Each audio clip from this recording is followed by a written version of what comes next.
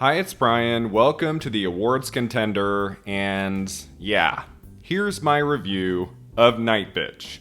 If you've been watching my videos the last few days, I've talked about how Nightbitch was my most anticipated film going into the Toronto Film Festival. I had high hopes, even though there was that title, that premise. The trailer made me a little shaky, but I just had faith in Amy Adams and Mariel Heller. I thought they were going to pull it off. And walking into this movie, it had already had tons of divisive reactions. Some people love it, some people hate it, some people are in between. I didn't really know how this was going to go, how it was going to shake out. And what's really frustrating for me about Nightbitch, I would say the first 30 minutes of Nightbitch work pretty well. Like, there were a couple shaky things in those early scenes, but I was going with this movie. I was enjoying it. I knew from the very first scene that Amy Adams was going to knock this out of the park. She gives a great performance in Nightbitch. But overall, I have to be honest. I am always honest on this channel. I really wanted to love this. I wanted Nightbitch to be one of my top 3 films coming out of Toronto. I wanted to scream this movie's praises for the next few months. But I have to be honest, I was disappointed in Nightbitch. It's not a bad film. It's very watchable. There's a lot of great things in it. This is not a negative review by any stretch of the mind. Like, this is a mixed review, to be sure. But yeah, I was a little underwhelmed by this movie walking out. Disappointed, kind of hanging my head. I was sad because you know how much I love Amy Adams. She's been in a lot of bad films the last few years. Like, a lot of movies that looked on paper to be awards contenders and then didn't really pan out that way. Her 2000s, her 2010s are just spectacular. Like, all the way up to Arrival, Nocturnal Animals, Vice, and Sharp Objects. And then after 2018, she just kept appearing in movies that weren't very well liked. Hillbilly Elegy, and The Woman in the Window. Dear Evan Hansen was a disaster, and Disenchanted, I thought, was a huge disappointment. So Nightbitch, I was like, come on, let's have this amazing Amy Adams comeback. And in terms of her performance itself, I would say this is easily her best work since Sharp Objects in 2018.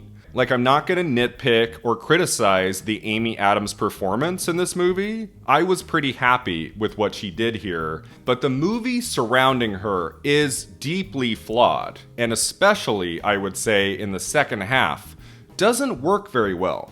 I don't know if you know the story, if you've watched the trailer, that very divisive trailer, right?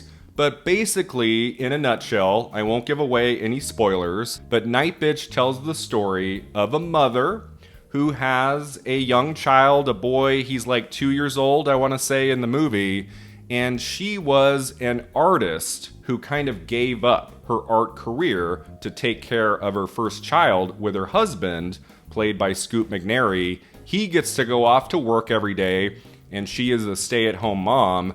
This is the arrangement they came to a couple years back, but she's not really happy in this arrangement right now. She's missing her artwork. She's missing the woman she used to be. She doesn't really recognize herself anymore. And very early in Nightbitch, she starts to realize something is off about her body. She's getting bumps on her back and down below her back. She's getting weird little things around her stomach area. And she's starting to realize something is physically and mentally kind of wrong with her. She doesn't know what it is. And the basic premise of Nightbitch is that Amy Adams plays a character who starts to transform in a way into a dog, into a living dog. So that's the basic premise of the movie. But what surprised me watching it is that this film is much more interested, really, in her as a mother, in her trying to navigate that landscape of doing what's right for your child, but also going after your passions. Like not letting that slide by because you've had this major life change. When this movie sticks to a serious tone and it examines very closely, like the plight between two parents, when they have a child, he's off at work and she's at home and unhappy. Like the relationship between Amy Adams and Scoot McNairy in this film is effective. Like what this movie says about motherhood as a whole is very interesting. But here's the problem with Nightbitch. And I felt this like in my bones throughout most of the second half of the movie. This film does not commit to its premise. It was very frustrating because we don't ever fully go super dark or surreal with that main idea of her turning into a dog.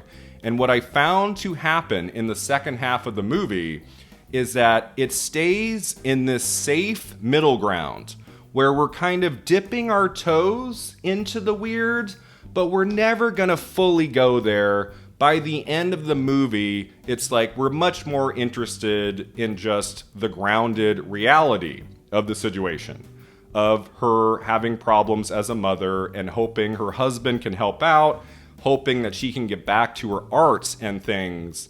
And when this ended, I was like, I don't know. My hands kind of closed on air. Not in terms of her performance again. Amy Adams is good, but the story leaves you wanting a lot more. When we do go dark or surreal, which is only maybe 3 or 4 scenes, it's very silly. It doesn't work very well. Visually, it's okay. Like there's some cool camera tricks and things with dogs and transformations and things.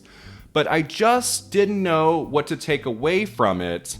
And it felt like to me, Nightbitch needed to be one of 2 movies. It needed to be a film primarily set in reality, just about Amy Adams as a mother dealing with all of her problems, maybe having a few flights of fancy. Early in the film, we get these really effective moments where she's asked a question like, so how do you like being a mom? And then she goes off on this like long monologue, a minute plus, of just how difficult it is. And then we cut back to the woman asking the question the same way, and we realize what that answer was from Amy Adams was all in her head. That's amusing the first couple times it happens in that opening half hour. But the problem I found with that structure is that throughout Nightbitch, I was never really clear what was really happening and what wasn't actually happening. The movie does not make that clear. At least that was the case for me. When I walked out of the theater, I was like, were we expected to think she never really turned into a dog? There are moments in the film where she interacts with other people, where she clearly has had things happen to her. Like if you've seen the trailer, that moment of her in the shower, where she's got dirt everywhere, and she talks to her husband. That scene is in the movie, and it suggests that, yes, she did turn into a dog the way we see visually in the movie. But then I'm like, why isn't she seeing a doctor? Like, why is there not a scene where she's going to her doctor? Like, something's happening to my body and I need some investigation. Like, there's not that element in the movie. So I had some logistical questions, like watching this, like a lot of logistical questions, which I don't think director Mariel Heller wants the viewer to think, I would assume. And so there was that issue. I also found most of the supporting characters to be very surface level, one-dimensional. It made me think about like the other moms in Todd Field's Little Children, how they always felt like very real people, even though we don't get to spend much time with them in those scenes with Kate Winslet. But in Nightbitch, they never really came alive to me. There's many scenes like where they go to the library and there's sing-along time with her son, and Amy Adams spends some time talking to the other moms. And those scenes, like, they never had an energy to them. They felt kind of safe and familiar. Basically, besides Amy Adams and Scoot McNairy, and I guess her kid, like, none of the characters in Nightbitch fully come to life, and I do think that's a problem after a while. But for me, the biggest issue with Nightbitch is the tone. The balance between the comedic and the dramatic and the fantasy elements, like, it just never blends very well in this particular movie, which saddened me because Mariel Heller is such a gifted filmmaker. Can You Ever Forgive Me was one of my 10 favorite films of 2018. That's a movie that beautifully blends together comedy and drama all the way through. So well done. And those performances, the story, everything about Can You Ever Forgive Me is so brilliant. And honestly, it was Heller that kept me thinking Nightbitch was going to be something special. Forget the premise, forget the trailer, like, she's going to make this work. And my honest reaction is that she doesn't really. For this particular story, like, bringing all the narrative threads together, bringing in, like, magical realism and the surreal and the weird and the funny. Like, there is a moment early on in the movie, very early on. I won't say exactly what happens, but basically something spurts out of Amy Adams' body that had me laughing so hard. This is maybe 15 minutes into the movie, and I went, okay. I felt very good because it was so gross and so hilarious. I said, okay, Nightbitch is going to work. We're gonna go there. We're gonna go all out with the surrealism. That's what I thought that scene was setting up. And really, outside of just a couple scenes later in the film, we don't really get that ever again. So the tonal problems with this movie really do bring it down. I think it needed to go all out, go crazy and dark and subversive in the second half, or really rein things in and focus mostly on realism and just have some of these moments of her potentially, maybe, turning into a dog, clearly just in her mind, like when she's asleep or something. That might have worked. The movie tries to do both.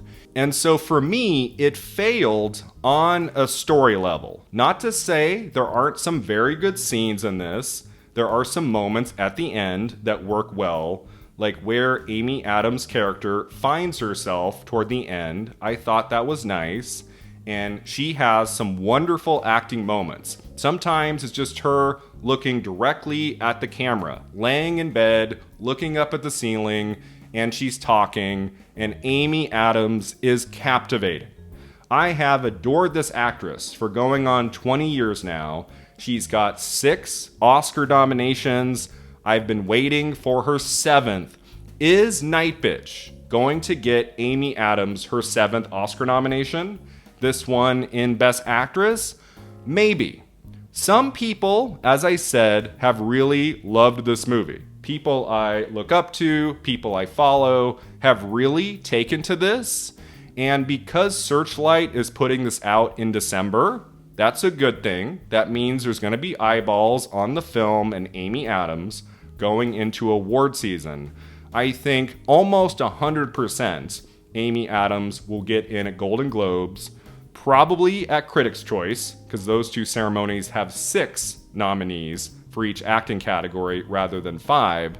Going beyond that, I mean, I could see her getting in at SAG. This is a very SAG-friendly performance, but if I had to make a prediction right now for this video, I do not think Amy Adams is going to get an Oscar nomination for Nightbitch. For a couple reasons. One, the movie has been divisive. There has been some hate for this film, a lot of mixed reviews.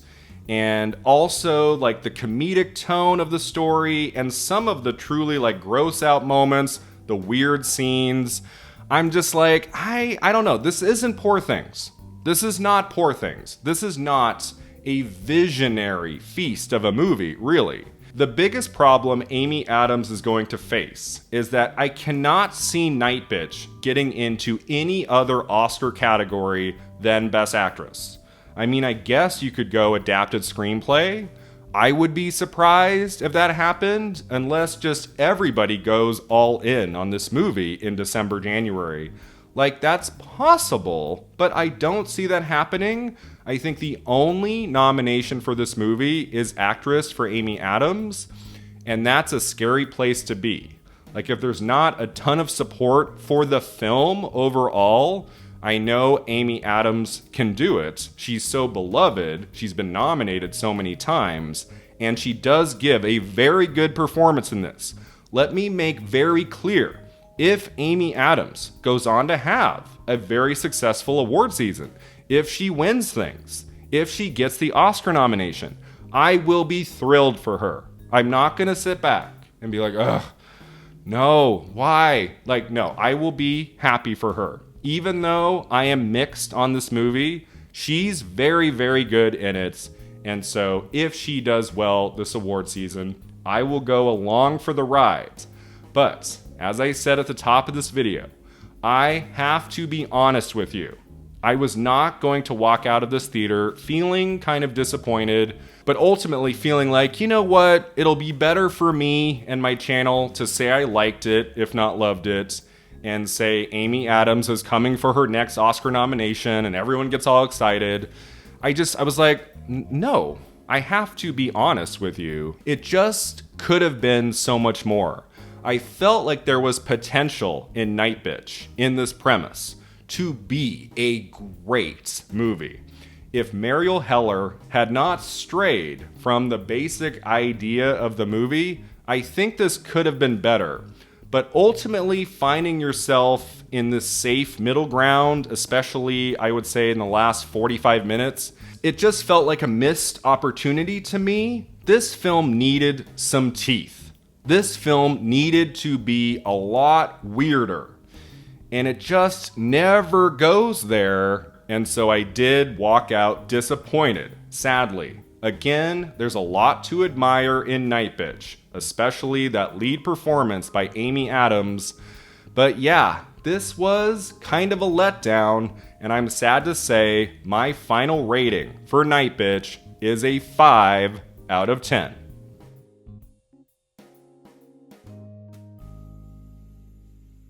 Thanks so much for watching and subscribing, and stay tuned for many more reviews out of the Toronto Film Festival, and we'll see you next time at the Awards Contender.